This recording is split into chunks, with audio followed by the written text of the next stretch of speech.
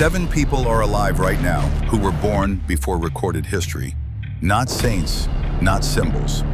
Physically alive human beings walking this earth today. Hindu texts don't just mention them, they describe exactly why they cannot die, what they're doing right now, and where they've been seen. Modern eyewitness reports, documented sightings, ancient prophecies being fulfilled in real time. We're going through all 7. By the end of this video, you will not be able to dismiss this. Number 7 will change how you look at the world around you. Immortal 1, Ashwatthama. The most dangerous immortal alive committed the worst war crime in history. While soldiers slept, he attacked. Not warriors, sleeping men, women, an unborn child. His punishment? Immortality. But not the kind anyone would want.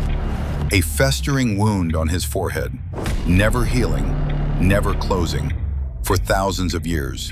Every human who sees him recoils. Every village he enters, people run. In the 20th century, a doctor in Madhya Pradesh reported treating a man with a wound on his forehead that would not heal, who vanished before he could be examined again. Ashwatthama is not wandering peacefully. He is suffering, right now, today. And according to Hindu prophecy, he will only find peace at the end of this age.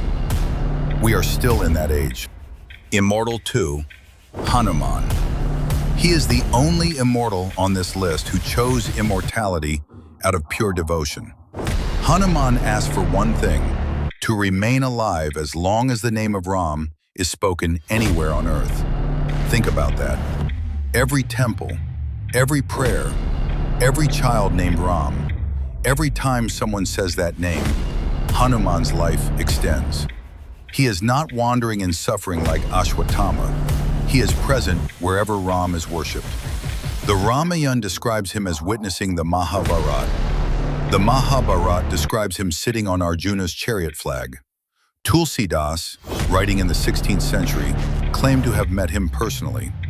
Swami Ramdas in the 20th century documented an encounter with a figure matching Hanuman's exact description in the forests of South India. Of all 7 immortals, Hanuman is the one most likely to be encountered because he is not hiding. He is present wherever devotion exists. Immortal 3, Parshuram.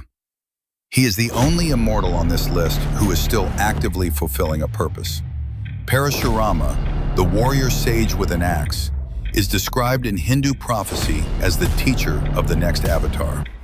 When Kalki arrives, the final avatar of Vishnu who comes to end this age, Parshuram will personally train him.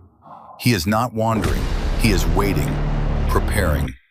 The Kalki Purana describes his current location as the Mahendra mountain range. He trains daily, he is ready. This is not a past tense story, this is a future tense prophecy. Parashurama's role has not been fulfilled yet. He is alive because his purpose has not been completed. And according to the texts, it won't be, not yet. Immortal 4, Vibhishan. He betrayed his own brother to do what he believed was right. Vibhishan, the demon king's righteous brother, chose Ram over Ravand, chose Dharma over family. His reward? Immortality and kingship of Lanka until the end of this age. But here's what nobody talks about. Vibhishan is the only immortal on this list who is a ruler, not a wanderer, not a warrior, a king. He is described as governing his kingdom invisibly, his presence felt but not seen. Sri Lanka's ancient chronicles reference a guardian presence that has protected the island since antiquity.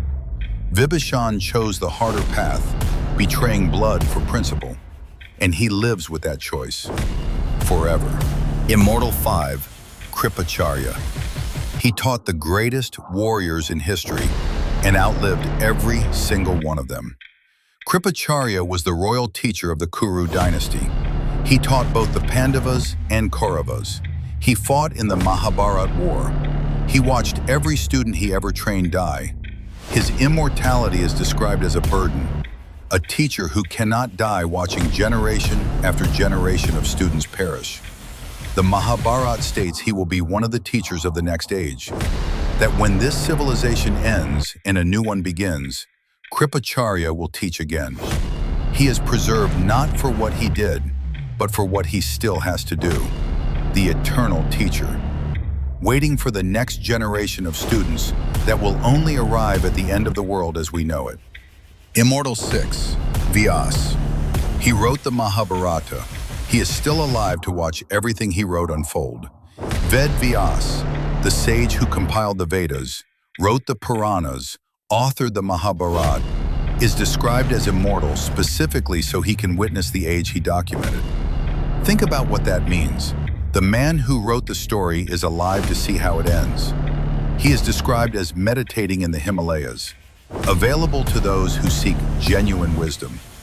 Adi Shankaracharya, the 8th century philosopher, documented meeting an old sage in Varanasi, who he later identified as Vyas himself. His immortality serves a specific purpose. At the end of this age, he will compile the scriptures again for the next cycle of humanity. He is the archivist of human civilization, alive to preserve what we will lose. Immortal 7, Mahabali, the most shocking one. Every year, on one specific day, an immortal king is allowed to return to Earth. Mahabali, the generous demon king who gave everything, including his own kingdom and life, to a beggar who turned out to be Vishnu himself. His reward for that generosity? Immortality in the netherworld, and permission to visit his people once a year. That day is Onam, still celebrated today across Kerala. Think about what Onam actually is. It is an entire civilization keeping a promise to an immortal king, decorating their homes, preparing feasts, welcoming him back every year for thousands of years. Mahabali is not wandering invisibly. He is invited, celebrated, welcomed home. He is the only immortal on this list whose return is marked by an entire festival.